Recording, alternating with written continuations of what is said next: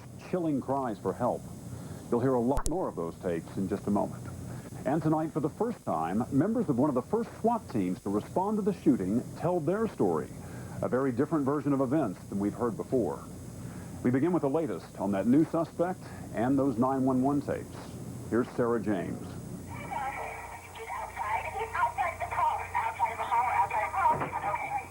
The first frightening moments of the siege at Columbine High School, captured on 911 tapes released just hours ago by investigators, even as suspicion grew that the two student killers must have had help getting their guns and building their bombs in the days before the deadly rampage. NBC News has learned that police have identified a third suspect.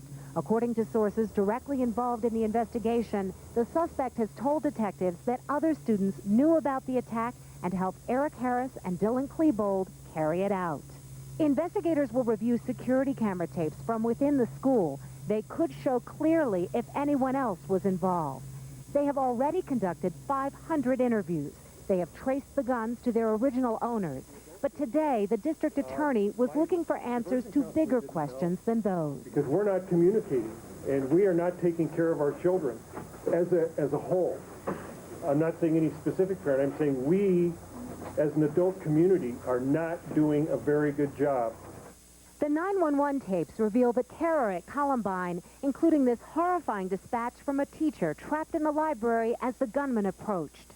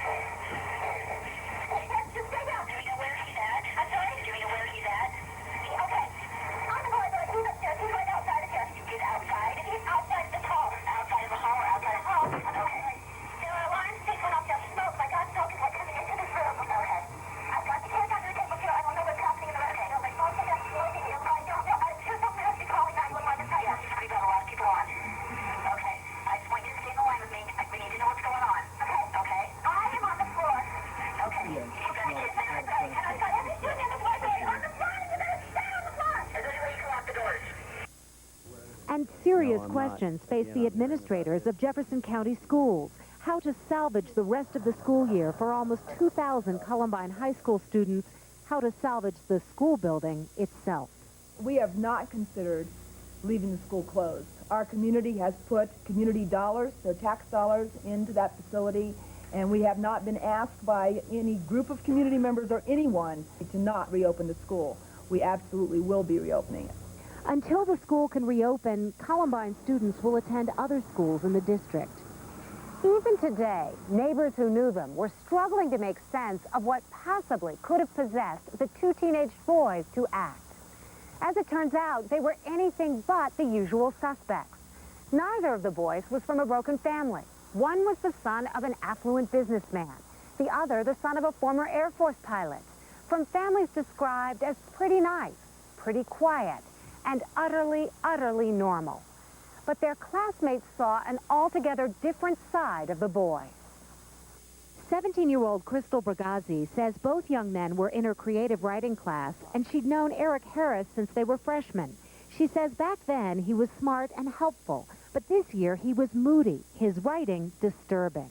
We had to pick an object that we were going to be. He chose a bullet, and we had to choose a best friend, and Eric chose that his best friend was a gun.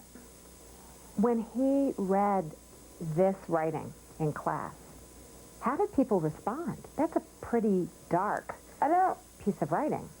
I don't really recall anyone saying anything, just that Eric was just doing that for attention. But it wasn't an isolated incident. Crystal said he also complained that their generation hadn't suffered enough. He felt our generation needed a war, and that was what was wrong with our kids today, is we haven't had a war and we haven't lost loved ones and brothers, sisters. and we haven't had a fight for anything like that. Columbine High School principal Frank DeAngelis says that for his teachers, these weren't problem kids on the surface. When we found out the names of the suspected gunman, I asked our dean of students, our disciplinarians, I said, have they been suspended? You know, have they been expelled? Is there a reason why they would want to retaliate against Columbine High School? And they said no. They had never been to your office? No. If it was to the point that these kids were so troubled or troublemakers, they would not have been at our school. I mean, we would have taken every measure, but that was not the case. Although the boys had a run-in with the law last year, some adults saw them as full of promise. DeAngelis recalls hearing reports that Claybold was a gifted student. A teacher the other day just made the comment he was doing so well in my math class. I mean, they did a good job in the classroom. And a juvenile court officer writing of Harris after he had successfully completed his disciplinary action said, "Eric is a very bright young man who is likely to succeed in life. Eric should seek out more education at higher levels.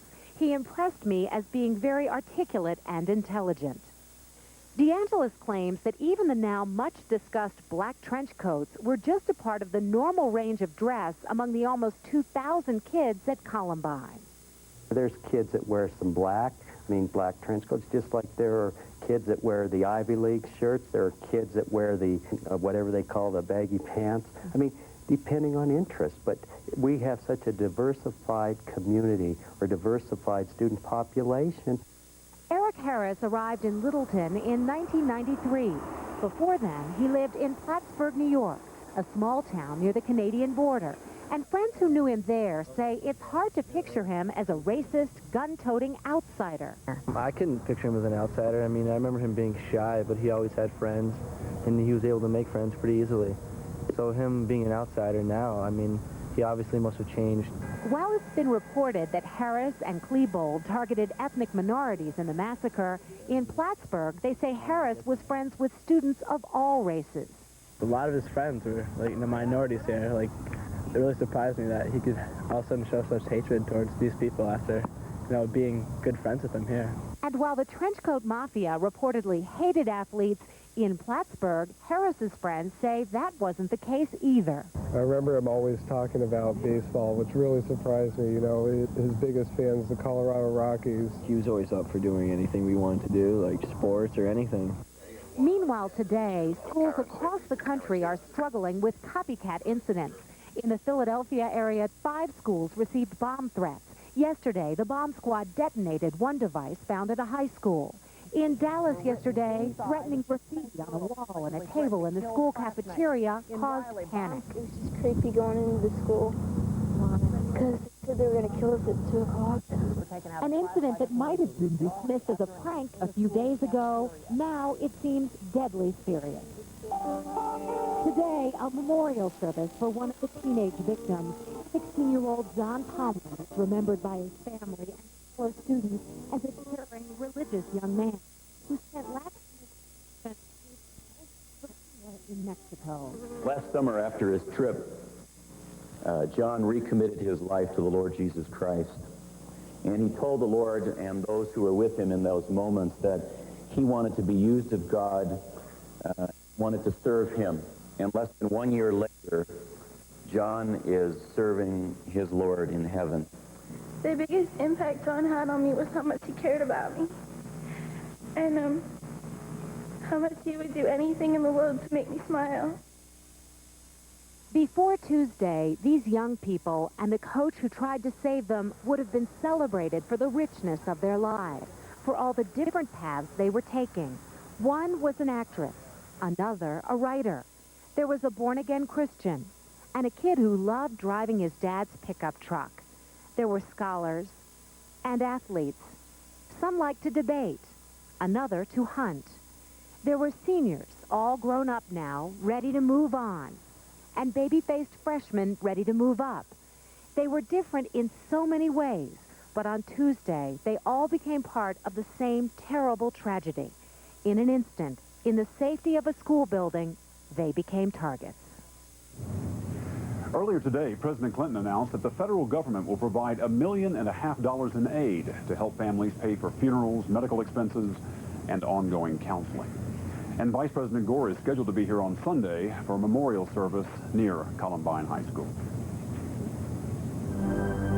Coming up, with guns firing and bombs exploding, students show courage and grace under fire.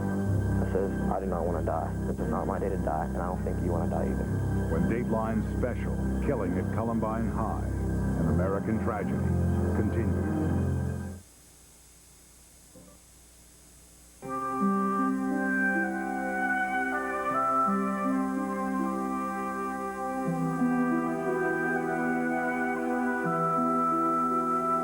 The images are hard to shake.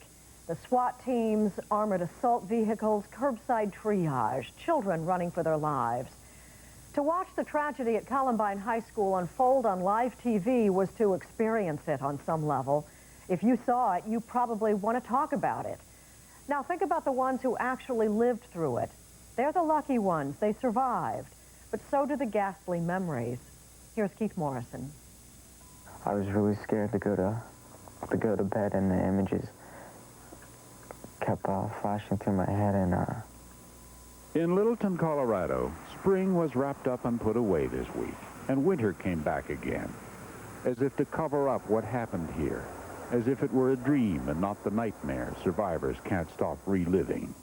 I kept hearing the breathing of kids around me. I says, I do not want to die. This is not my day to die, and I don't think you want to die either. Each made it through the horror. Each is still trying to survive. Moments after the attack began, police radio traffic crackled with a terrifying message.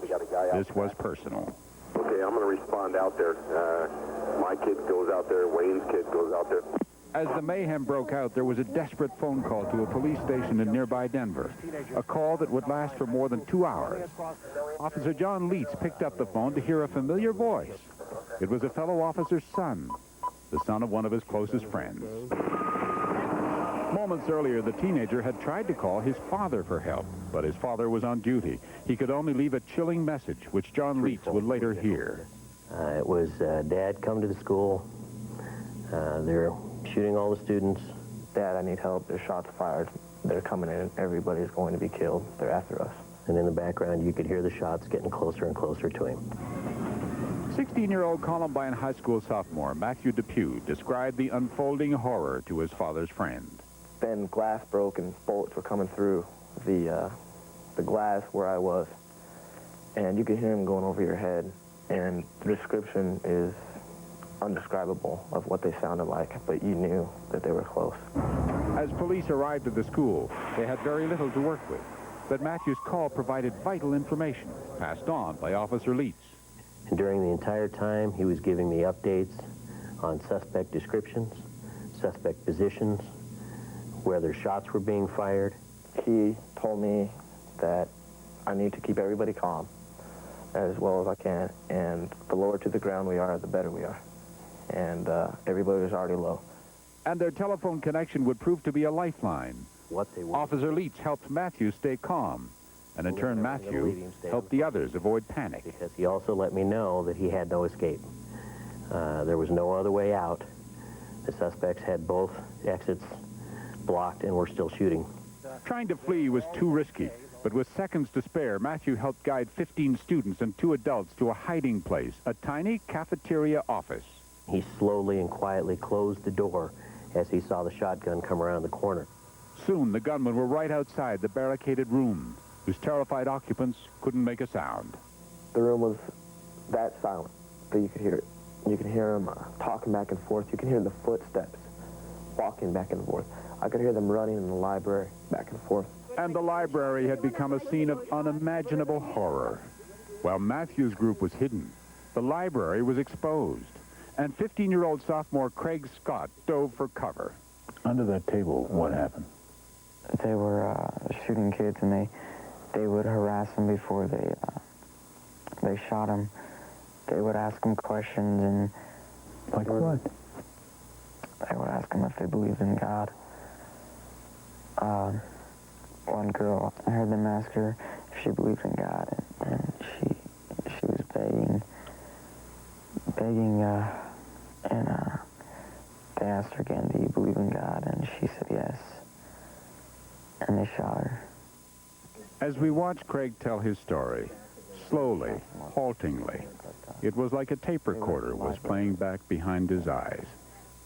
I looked up and I saw my friend Matt, and he was smoking from his side. They'd shot him.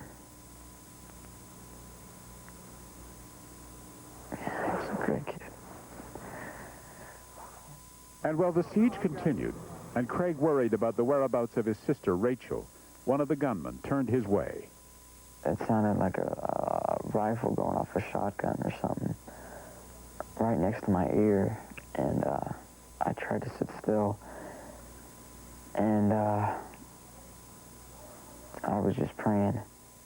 1 floor below in the tiny crowded hideout, Matthew whispered into the phone as again and again the gunmen closed in. They attacked the room very determinedly at least 4 separate times, and did blow a hole in the door and did shoot into the room. But I don't think that they really realized that there were people laying on the floor in there. Otherwise, they would have thrown one of their bombs in, I'm sure. And then there came a moment when it seemed hopeless, and Matthew pleaded for a rescue attempt. I was still on the phone with Officer Leitz, and I asked him, Officer Leitz, please tell me if SWAT here yet. I mean, SWAT needs to come in here. There was a message for his father. Give me a second, will you? It was a desperate moment that Officer Leitz still finds excruciating. Matthew let me know that he thought he was going to die, and he had a message for his father that he wanted me to pass along, and he wanted me to tell him that he loved him. That was the toughest time, because I've known his dad for 20 years, and I didn't know how I was going to tell him that I listened to his boy die on the phone. And then silence. The firing stopped, and everyone in that little room survived. Outside, Craig Scott and the others fled after the deadly volleys in the library, and as they counted heads, Craig had a terrible premonition about his sister. What were you thinking about, Rachel? There was something inside of me that I knew wasn't right with her. Craig's sister, Rachel, had been killed, which is why, says Craig, I just don't feel like I'm here. For right now, you're numb? Yeah. Matthew's group finally was able to leave the building under the protection of the SWAT team. But leaving what happened behind is another matter. It feels like your stomach's choking you, and your heart drops all the way down to your feet. You feel guilty because you can't do anything. But Officer Leitz says Matthew exemplified courage and leadership under the worst imaginable circumstances. You probably saved a few lives. Matthew did. You had nothing to do with it? Not much. Matthew was there. He did it. His father's got a reason to be proud of him. We all do. And still those who escaped worked to survive. How are you doing? I just want to know how you're doing. I'm going to be okay. I just,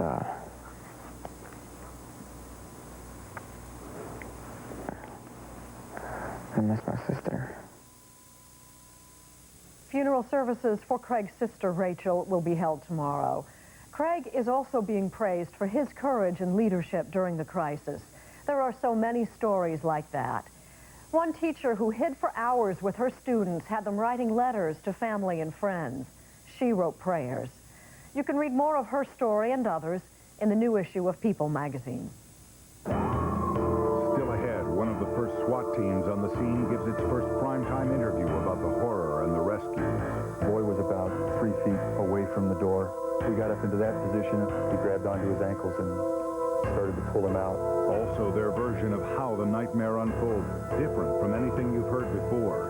When our Dateline special, Killing at Columbine High, an American tragedy, continues. Minutes after the first shots were fired, the camera crews were there.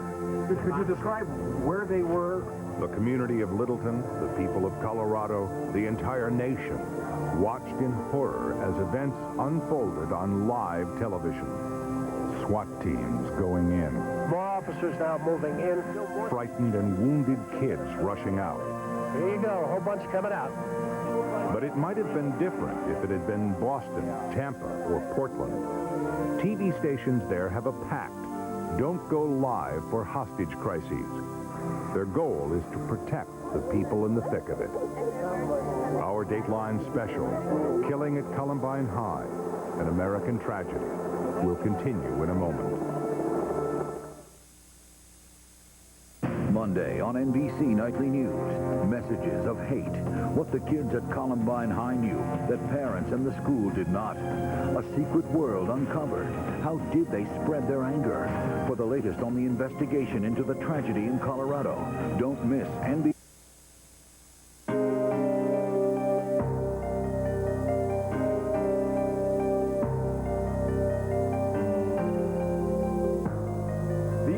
Of Tuesday's attack is of a school under terrifying siege for hours.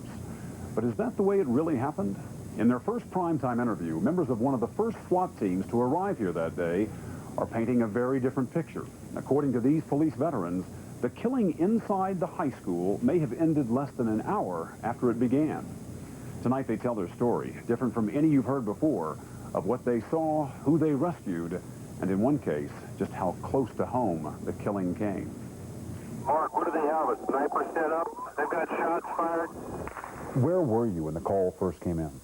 I was actually on a day off with my wife shopping. It was Tuesday morning. Captain Vince DeMona got paged by a sergeant at SWAT headquarters. He told me that we were needed at Columbine High School, that there had been a hostage barricade shooting incident going on. I said, Columbine? That's where my son is going to school at. Your son's a student there? Yes, senior. What went through your mind? This can't be happening. Something's wrong here. Captain DeMona was among the very first officers on the scene, and the quick briefing he got was not encouraging. We got all kinds of problems at the high school. We got shots fired. We got hostages. We got kids down. We got to get up there. Stay back! As SWAT personnel from all over the Denver area showed up, they had to improvise. They put together a ragtag team from different agencies and launched the first attempt to save the students and capture the gunman. Using a fire truck as cover, they advanced on the school. This was really a makeshift outfit. Right. Some had equipment, some didn't have that much equipment. What kind of protection did you have with you? The soft body armor that officers wear underneath their uniforms. Yeah, I had my off-duty weapon with me. That's Captain DeMona there in the blue shirt.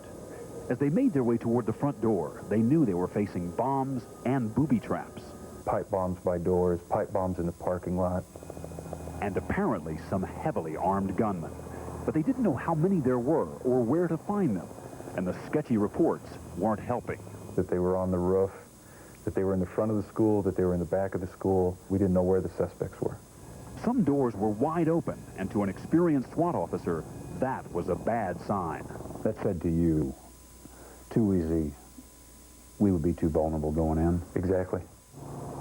Worried those open front doors could be a trap, they found another way. They split up. 6 men ducked in to establish the first foothold inside the building. Remaining with the truck, Captain DeMona headed for the sound of gunfire around the school toward the library. Fired some shots. We got 2 people down. We're going to try to get out. Shots had been fired at the rear of the school, the west end of it. That there were students down, that we had to get back there. What they found was the beginning of the nightmare. 2 bodies on the ground just outside a door near the library. And some of the officers gathered around. One of the bodies we could see every once in a while. The hand would move up, maybe make a fist and fall back down. We had to devise a plan to attempt to get that person out. And what are you hearing at this point? It's calm. It's calm. All you can hear is the diesel engine of the fire truck. No shots, no screaming. What time is this? This is approximately 11:40 to 11:45. I remember talking to Vince, and I says, we're not going to let these kids bleed to death out here. It's not going to happen. we're going to go get him. Lieutenant Pat Phelan was with Vince DeMano behind the fire truck. With other SWAT officers firing submachine guns to provide cover, the two men moved out to check the downed students. There was a little girl there. We got to her first. I picked her up. I was holding her in my arms, and I was starting to lift her, and her head fell to the side, and I saw her wounds, and it was obvious she was mortally wounded. She was gone. So I said, let's get up to this. Let's get up to the boy here. I got up to him. I saw he had a chest wound, and it looked like he also had a wound in his shoulder. I tried to talk to him. I said, so that's where the police were getting out of here, but we're going to get you out of here. He was conscious, and I grabbed him by the ankles, and we backed out with him. As they retreated with the boy, a homemade explosive device rolling toward them went off. I felt the warm, and I couldn't figure out what was spraying me in the face. It felt like gravel. This was shrapnel from a pipe bomb. Right, right. He would later remove a small piece of metal from his face. Within minutes, they spotted another student outside the library, a male, face down, dead. So you've come upon two students who've been killed, one who's been seriously wounded, and your son is still in the school. I didn't know where he was at. I was hoping that he had gotten out. With one SWAT team already in, two more entered through a cafeteria window. The scene inside made it extremely difficult to hear, to see, to communicate with one another. The automatic sprinkler heads were spraying. The area was flooding. Fire alarm had been set off, and the real shrill, loud, piercing alarm was going off, and the strobe lights on virtually every doorway, corner was strobing throughout the entire school. SWAT technician Rob Broden was with one of the teams that went in through the cafeteria. Immediately, they freed a group hiding in the student store. Taking time to escort them out, the SWAT team then climbed the auditorium stairs to the second floor. In every conceivable hiding place, more people. What was it like to come across these kids who'd been hiding? They just wanted out, and they were scared to death. Just pockets and pockets and pockets of hostages, kids, adults, cafeteria workers that hid in food lockers and cupboards, restrooms, under counters, closets, everywhere they could possibly find to hide. Outside, DeMano and Phelan were among those escorting groups of terrified students away from the building. As the kids left, each had to be carefully frisked. Why? Because there were reports the gunman had changed clothes to try to slip out with the other students. Back on the second floor, Broden and his team rescued students and teachers in two more classrooms, then finally made their way to the room where the worst had happened. What was the scene in the library when you went out? It was chaotic. We entered the library, and there were students, there were bodies laying all over the floors in different parts of the library area. It was a mess. Did you see the bodies of the two gunmen? Where were they? They were towards the back of the library. They were near a bookshelf. Was it obvious to you when you looked at them that they had taken their own lives? Oh, yes. Mm-hmm. Were their bodies close to each other? Yes. They were laying pretty much right next to each other. Given the weapons they had, given the bombs they had made, it's almost unthinkable. But as bad as it was, it could have been worse, couldn't it? Oh, God, yeah. Oh, yeah. By 4:30 that afternoon, SWAT teams declared that Columbine High School was under control. But in the hours and days that followed, there have been questions and criticism. There's a perception that the SWAT teams didn't move fast enough, waited too long to go into this school. And had you moved faster, lives might have been saved. That is the most erroneous belief I've ever seen. We had 6 officers inside beginning the search. We put a SWAT team in before noon. Within an hour's time, we were up to 50 to 60 SWAT officers inside that school searching. But when people see SWAT units outside not going in, the question arises, why aren't they in? You know bombs are going off. You know they have taken shots at police officers. They're obviously going to shoot at students. They have. They're killing them. Why would SWAT units not be deployed immediately? Why wouldn't they all be in? There has to be a controlled movement through there. You can't have people, SWAT teams, running through a building where you have both suspects and hostages that aren't defined. Explain why it took so long to get into the library. Just finding the amount of kids that were found hiding. You can't just turn and say, go down that hallway and climb out that window. You have to provide the safety for them to get them back out. As the SWAT teams searched the building for hours, everyone watching and the SWAT teams themselves assumed that Eric Harris and Dylan Klebold were armed, dangerous, and alive. But the SWAT commander told us he now believes the killing ended much earlier. When were the last shots fired in the library? I believe the last shots that were fired were prior to noon. I believe those were the shots that, the suicide shots. Prior to noon? Yes. So you think this was over in 30 minutes? I don't believe there was any reports of gunshots after we put officers inside the first SWAT teams that came inside. Nobody reported hearing gunshots from the teams inside nor the outside. So you think it was over by about 12 o'clock in terms of the shooting, in terms of these two kids? Right around that time, yeah. They knew what they were going to do. They also knew how it was going to end. I think once they saw us coming, I think they knew it was over. And I think close to that time, they killed themselves. Reports of gunfire in the building did continue into the afternoon, but it's still unclear who was firing. Harris and Klebold shooting at students, or the police covering one another. That night it ended with us going to the elementary school where all the kids were being reunited with their parents. It's good to see. And later, Vince DeMana would see his son, Jeff, who had made it out. He came home from the hospital seeing his girlfriend, and all I could do was just go up and hug him and cry. And likewise for him. Several nights have gone by. Several days now. Are you still seeing it in your minds? I don't think I'll ever forget the face of the little girl we first went to rescue. She appeared so small and helpless, and I remember thinking, what did she do to die like this? And I think I'll remember that for a long time. Is there a lesson in all of this? It happened. It happened close. And it's not from at a distance we watched. It was up close and personal. It can happen here. Absolutely. Molly? Love your kids while you have them. Every day. Show them that you love them and affection. I know I do.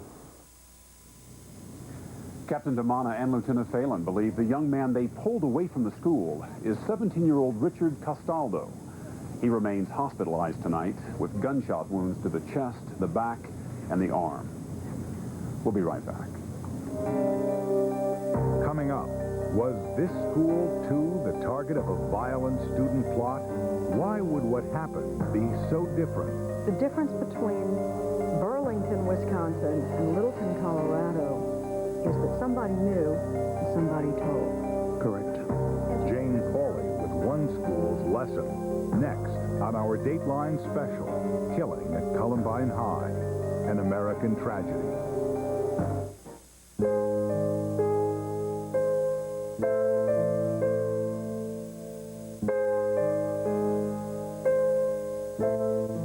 Maybe they look like your kids, the clothes, the way they wear their hair, the slang they use. It's nearly impossible to see Columbine High School in terms that would allow us to think our kids and our schools are so different that it could never happen here. Even the kids who tried so hard to be different, every school has them. Littleton, just another nice town few of us had ever heard of before. And I'll bet you've never heard of Burlington, Wisconsin. School leaders there say they were lucky.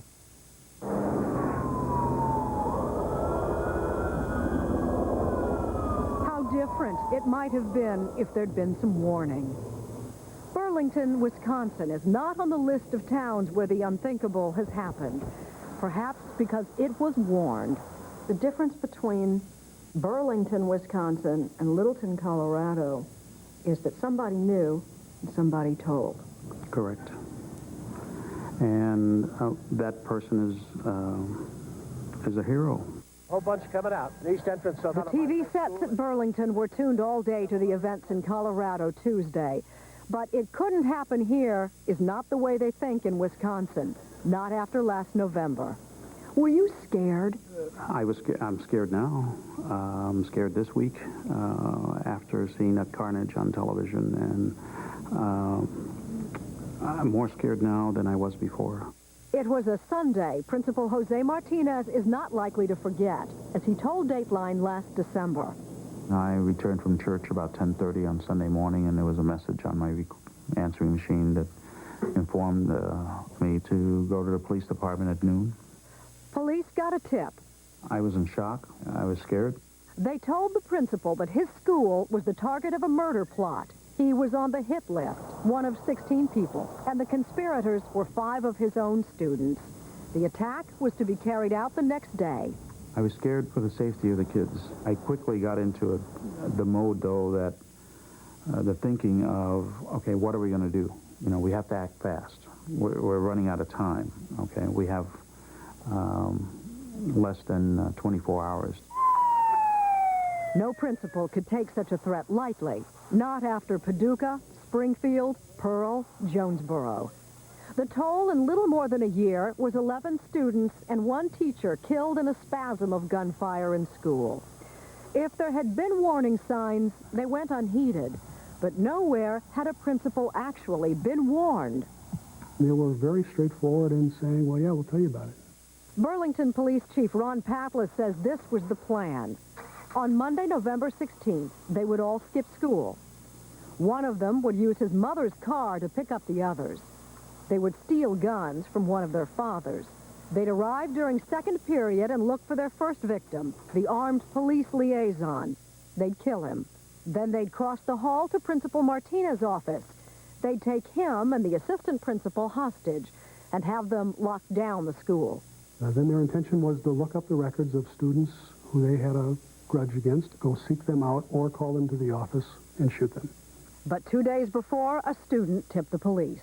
The police told the principal. The news leaked to the local media. Working on a tip from an informant, police uncovered a plot to murder students and... Nearly a quarter of the student body stayed home the next day. The alleged conspirators had been rounded up. 5 kids who favored black clothing, the music of Marilyn Manson. One wore a tattoo with the number 666 on his hand. Kids known on campus as goths, for gothic. Kids who didn't fit in, maybe, and were teased. But aside from minor run-ins with the police, not known as troublemakers. But what police heard in a videotaped confession was absolutely chilling. Go to each classroom, room by room, find them, single them out, and the rest of the people in the room shoot them and move through. 15-year-old Sean Jones told the syndicated program Extra it was all a joke. It wasn't like a planned out ordeal or nothing. It wasn't like real serious. It was just messing around. Came up so serious because of the way we dress and the way people think of us. We get discriminated a lot. Jones and another boy were released because police say they backed out of the plan at the last minute. But the case against the other 3 seemed solid at first. They were each charged with 9 counts, including conspiracy to commit first-degree murder. But the videotaped confession was thrown out. They were sentenced to 1-year probation on a reduced charge of reckless endangerment. All are in treatment, 2 in a residential facility, 1 as an outpatient. They never returned to Burlington High. This week, Burlington has had extra police protection. We had police there this morning throughout the day, based on rumors that some kids were going to finish off what the ringleader couldn't. Martinez takes no chances. He knows that lightning can strike twice. And the first time, he was just lucky in a way Columbine High was not. the Lord was working with us that day. What was the difference? What happened in Burlington that didn't happen in Littleton? One student stepped forward. The hero of the Burlington story is some unnamed student. I don't know who that person is, but I sure would like to just say that the community owes that person tremendous gratitude. That was what didn't happen in Littleton. If somebody knew, nobody told. That's the tragedy. And if that's the case, that's something that those persons have to live with the rest of their lives. The father of one of the boys involved in the plot contends his son simply had a few inappropriate conversations with friends, that he paid a pretty high price for talking. And now here's Jody Applegate with a look at what's coming up this weekend on Today. Jody? Thanks, Jane. We'll, of course, have the latest on the investigation into the school shootings. We'll also look back at some of the unforgettable moments of the past week and at how the community of Littleton is coping with the tragedy, including a visit to the area's churches on Sunday. That's all coming up this weekend on Today. Jane? Thanks, Jody. Tonight on Time and Again, the tragedy in Littleton is all too familiar to other communities devastated by school shootings. How have they coped? Are there lessons for Littleton? Time and Again, tonight on MSNBC Cable. Now let's take a look at a very special hour we're working on for Dateline Sunday as we bring you more from Littleton, Colorado. We'll have the very latest developments in the killings at Columbine High. As investigators scour the crime scene, they're learning more about the killers. How did they build their bombs? Did they get their inspiration online? Is the internet making it easier for kids to arm themselves? Also, we'll look at the lives that were lost and the dreams that died with them. Those stories on Dateline Sunday. That's all for this edition of Dateline Friday. We'll see you again for Dateline Sunday at 8, 7 Central. I'll be here in Littleton, Colorado. And stay tuned to NBC News over the weekend for the latest developments in the school massacre on NBC Nightly News and Today. You can also log on to our website. Our address is www.dateline.msnbc.com. I'm Stone Phillips in Littleton. For all of us at NBC News, good night.